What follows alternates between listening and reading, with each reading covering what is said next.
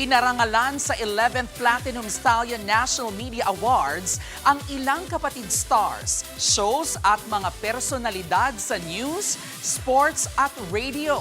Nasa frontline ng balitang yan, si News 5 Entertainment Correspondent Von Belinardo.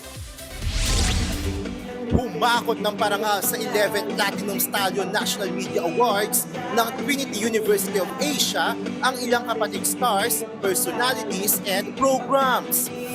Una na riyan ng Child Star of the Year na si MQAA star Ryrie Sofia para sa pelikulang Mujigay. Si Ryrie mas na-inspire sa trabaho dahil sa pagkilala. Sobrang masaya po ako at sobrang humble po ako na nakatanggap po ako ng ganitong award. Binigyang parangal din ng mga kapatid natin sa sports. Best TV Sports Channel of the Year ang One Sports.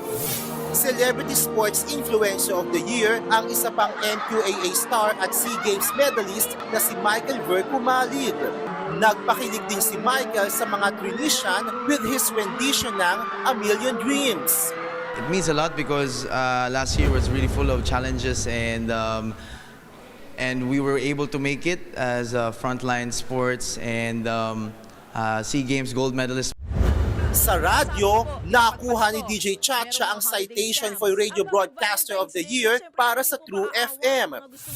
Sa news naman, citation for Best Broadcasting Talk Show ang Good Morning Kapatid.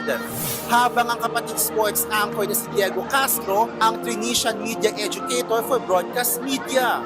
Big fulfillment because nagamit mo, binigyan ako ng platform ng One News Signal family para magbahagi ng balita at to educate the viewers. Now I can directly educate younger generation. Mas gumaganda po yung gising namin.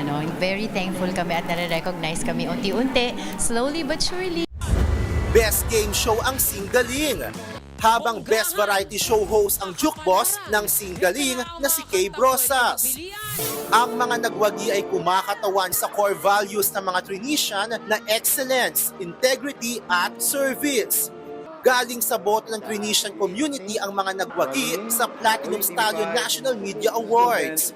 Congratulations sa inyo mga kapatid! Nagbabalita mula sa frontline, Von Belinario, News 5. Mga kapatid, Jervy Wrightson po. Eto na nga.